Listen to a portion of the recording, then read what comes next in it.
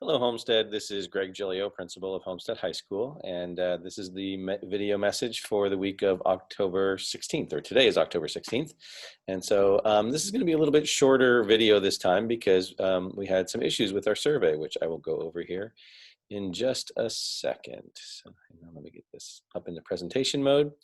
So again, as I said, today is October 16th. And again, and keeping my tradition up, I'm coming to you from a different location. This is the choir room. I don't know if everyone gets a chance to see the choir room very often, but thought we would represent the music department today. So, and I'm also wearing my band shirt. So here we are in the music department and in choir. So as I said, unfortunately, I don't know what happened with the survey. I switched to a new survey and we had a major malfunction. And so it didn't quite work. So the link didn't allow a lot of people in there, and the people that it did allow in there, it captured their answers in a very strange way. In some ways, it put it into the questions, completely changing the questions. So people were responding to things that I'm not even sure what they were actually responding to. And so I'm kind of throwing some of those away, although I could see what some of them were about. So I'm going to refer to that in a little bit. I have revised the survey. It has a big revised on it. So that is working. We've tested it, so it should be okay. And so that's going to be included in the email. So please respond to that. Thank you for those of you who did try and who emailed me. So again, sorry for the frustration, but hopefully we have worked that technical glitch out and we're ready to go with a new one. There were lots of questions about the SATs that are coming up. So there is an administration of the SAT test on Saturday, November 7th. This right now is full here at Homestead. We have all the available spots have been taken. There are people who are getting a little nervous because they've heard that other sites outside of our district are canceling, and they're wondering if we're going to be canceling. We're not. We are still planning on moving forward. Some of the other schools have also, they closed them because they moved them to an in-school day so that only their students could take the tests. And so a little bit of controversy with that, in that sometimes when you do that, you lose a day of instruction. But some of the schools would rather have their own students in there than opening up on a Saturday, which is what we have done. So there are other students other than Homestead students that are going to be in this SAT administration. But we are not planning on canceling it. We're holding it on the 7th. No other dates have been set yet, but there's possibilities of it coming out in the second semester. So keep an eye and an ear out for that. And that brought up questions about, well, what about the PSAT? Is that one happening? And so, again, that one had also been subject to some cancellations with the College Board. But right now we're hoping to do that in January, which would mean we'd open up registration around November. That could also change, but just, again, keep your eyes and ears open for that one. There looked to be some questions or comments about the county moving from red to orange, and what does that sort of mean for the school. Again, a lot of what's being talked about in regards to school with these, movements along the monitoring list really affect elementary schools more so than middle and high schools. Elementary schools, you can have a small group of kids that stay in one room with one teacher the whole day. That is not how high school or middle school works. So it's a little bit harder to really bring back kids in that manner. But just as a reminder, we have made the decision to be on remote learning for the entire semester. So no matter what level or color we end up on, we are still staying with remote learning as the basis of our instruction. What we are looking to do, though, and with the opening up and relaxing of some of the guidelines, we are looking to bring back some of those folks that we're legally required to bring back for, like, testing, say, for instance, a one-on-one assessment where we have students who every year are supposed to be assessed on their learning disabilities and their current status within special education. So we have to do some of those. We also need to get some initial assessments done for students who possibly could be qualifying that have been identified during either right before or during our school closure. So that's sort of a priority group that comes in. That they're not coming in for instruction, they're coming in for that one-on-one assessment part, though.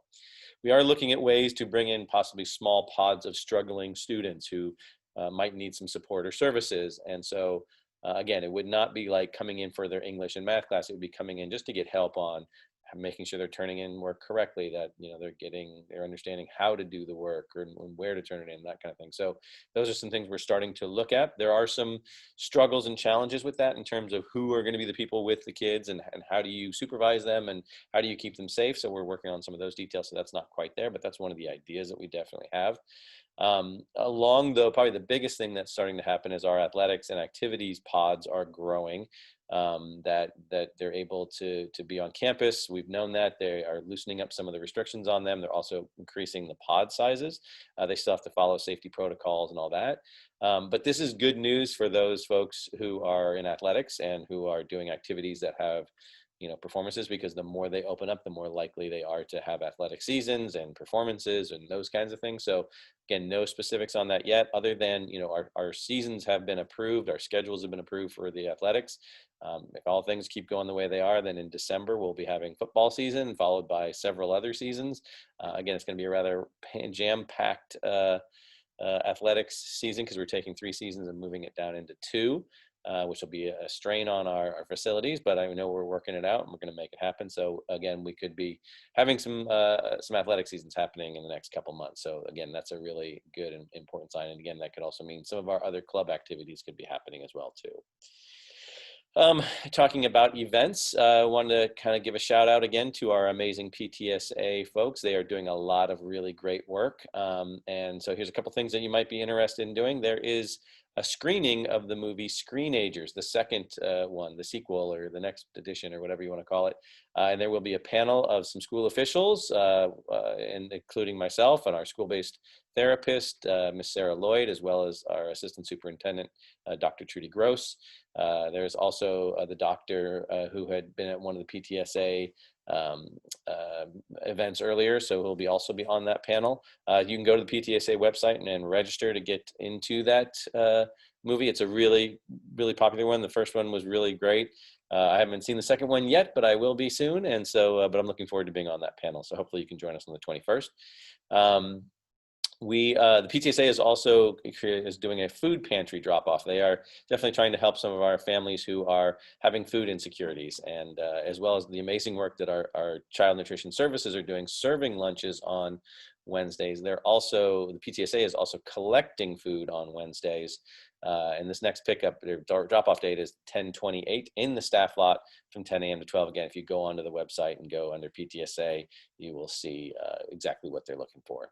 But they've got a lot of really generous folks out there and getting a lot of great stuff. And so again, thank you for all the support from PTSA to support our families, as well as our other families who are helping each other out. So that's a great show of compassion and caring. So thank you for doing that. We also are having a special PTSA meeting called Behind the Scenes, and I realized I put the wrong date on there. It's actually supposed to be the 28th, so please ignore that. It is 10/28. Again, there's details coming out about that one soon, but we'll be talking about things like advisory and our construction, and giving you guys a sneak peek at our GSS. That's our new office building. So again, at 10/28, not the 21st. I should have edited that before I looked at this, but see what it does when you don't double check your work. But talking about advisories, we are going to be starting on the first of a 3-part series of advisories, talking about interrupting the pyramid of hate. And the pyramid of hate is that pyramid diagram you see over there. This is something that we have borrowed from the Anti-Defamation League, giving them credit there down at the bottom. But the pyramid is something that's been used to describe how personal individual thoughts and actions can eventually lead to more systemic or community-wide issues. And again, this is a pretty important piece of our anti-racism work, having students understand that there is this continuum. When things are unchecked, they can continue to get worse, and that they have the power to interrupt this pyramid and to actually not participate in some of these things. And so very briefly here, the pyramid, it talks about these 5 areas. And so the first area down there, the base of it is biased attitude. So individual thoughts, right? What are your biases towards other folks? And we'll be discussing what an implicit bias is versus an explicit bias, as well as some other important aspects of this. Level 2 is the individual acts of prejudice. So if you have these biased thoughts, you tend to act in a prejudicial way towards others. And then if you grow up and you become an adult and these biases and prejudices are unchecked, then that leads to discrimination. If you have this bias against a certain group or against females or males or whomever, you might start to then discriminate against them if you are lending them money or trying to hire them for a job. And then as those discriminations get worse, actually you start coming into violence and then eventually genocide. And so what we're trying to say is if you look at those first two levels, that's a lot of stuff that goes on in schools, right? That there are kids who bully each other or pick on each other or say mean things to each other. And we say, oh, that's just boys being boys, or, that's just young kids and they'll grow up. But again, what we have seen in history over the years is that when you don't check those attitudes and biases, that you then lead to bigger problems. And so we're trying to say, look, we can stop some of this now by identifying some of our own internal biases and the things that we're doing out there that might be discriminating against others. So let's try and stop it before it becomes a bigger, more systemic thing. Or that you don't contribute to the systemic issues that are out there. So again, this is a pretty complicated one. We're going to focus on the first two levels, and next week. The week after that, we'll focus on the levels 3 through 5.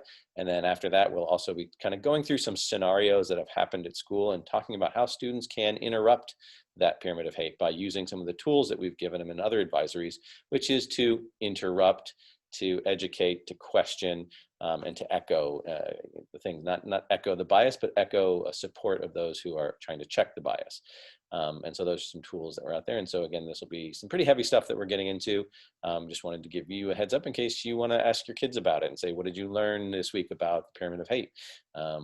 Maybe you can also do some of your own research and look at what but so there's a website down there at the bottom if you want to take a look at some of the other stuff that the Anti-Defamation League has in that regard. So we'll be looking forward to doing that in the next few weeks with your students. Again, this was a short one this week because our survey got messed up. So please do the new survey so we can have a longer one. I hope everyone has a restful week and appreciate you all for coming by. So thanks a lot, and we'll see you next week.